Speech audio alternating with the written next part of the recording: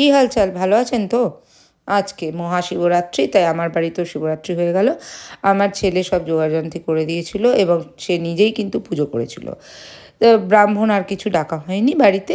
তো এই হচ্ছে সমস্ত শিব আমার। আমার একটা বড় শিব ছিল এবং সদাশিব আছে, সব মিলিয়ে সব শিবের আয়োজন হয়েছে। এইখানে হচ্ছে সব শিব, দেখতেই তো পাচ্ছেন। এই তামার পাত্র, এখানে চান হবে। এইটা হচ্ছে সিঙ্গা, এটার মুখ দিয়ে জল বেরিয়ে চান হবে। আর এই সমস্ত পাত্রে আছে হচ্ছে আমার দুধ, দই, তারপরে হচ্ছে মধু, ঘি, সব একসাথে করে চন্দন, সব নিয়ে বিভূতি সব নিয়ে রাখা হয়েছে। দিয়ে শিবকে সমস্ত চান করিয়ে তারপর সেগুলো এক এক করে সেগুলো ব্যবহার হবে এবং এক করে করে কিন্তু জল দিয়ে স্নান হবে। আর ওইগুলো দেখলেন, এগুলো সব আমার বাড়ির ঠাকুর, তাদেরও খেতে দেওয়া হয়ে গেছে। যেহেতু শিব পার্বতী দুজনেরই বিয়ে, তাই জন্যে কিন্তু পার্বতীকেও সমানভাবে সাজানো হয়েছে, অর্থাৎ মা কালীকে সমানভাবে সাজানো হয়েছে। আর একটা আশ্চর্য ব্যাপার, বেশ গাছে একটা বড় জবা ফুটেছিল গোলাপি রঙের, তাই মাকে এনে তাড়াতাড়ি সেই জবা ফুলটা আমি দিয়ে দিয়েছিলাম।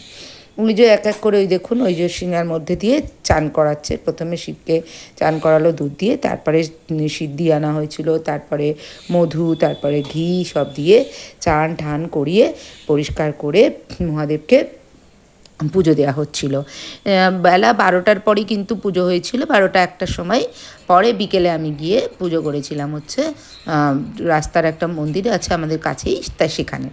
সেটা আর আপনাদের সাথে শেয়ার করিনি, কারণ সম্ভব ছিল না যে অতগুলো জিনিস নিয়ে সঙ্গে আবার মানে ফোন বা ক্যামেরা নিয়ে যাব, গিয়ে শুটিং করব। যাই হোক, এই যে মুছে মুছে সব ঠাকুরকে তোলা হচ্ছে, মুছে পরিষ্কার করে এরপরে শিবকে সাজানো হবে। কি দিয়ে সাজানো হবে? ফুল, প্রচুর মালা আনা হয়েছিল। শুধুমাত্র কিন্তু ধুত্রর মালা বা কাঁটা আনা হয়নি, প্রচুর মালা হয়েছিল।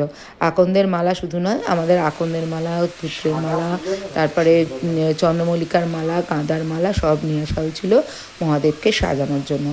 দিনটা বেশ ভালোই গেছে। যাই হোক, খাবারের মধ্যে এবার বলি। সকালবেলা করেছিলাম হচ্ছে সাবুর খিচুড়ি, আর তার সাথে সাবু মাখা, দুরকমই করেছিলাম। তবে সকালে কেউই আমরা খাইনি, খেয়েছিলাম সেই সন্ধ্যে 7টার সময়। কারণ 5টায় এবারে শিবরাত্রি পড়েছে, তাই আর মানে বেলায় খাওয়ার কোনো জায়গাই হবে না। আর রাতে মহাদেবকে কিন্তু একটু লুচি, একটু পায়েস করে আমি দিয়েছিলাম, কারণ আমার খুব ইচ্ছে ছিল অনেক দিন ধরে যে একটু লুচি পায়েস মহাদেবের সামনে ধরবো। আর এই বাড়ির লক্ষ্মীটাকে তো আপনারা সবাই দেখেছেন, এই ঘরের লক্ষ্মীটাকে তাই একবার দেখিয়ে দিলাম। একেও মালা পরিয়েছি। এই যে দেখুন, আমার মাকে সুন্দর করে জবার মালা, এই যে শারদা মা, তার সামনে খাবার দেওয়া হয়েছে। এই ঘরে আমার একটা ঠাকুরের সেট আছে। যেহেতু সকালবেলা এই ঘরটা বন্ধ থাকে, তাই জন্য আমি তাড়াতাড়ি ওই ঘরেই সমস্ত পুজো টুজো করে আমি স্কুল চলে যাই। মহাদেব পুজো শেষ হয়েছে। তো ব্লগটা যদি ভালো লাগে, লাইক শেয়ার করে দেবেন। টাটা।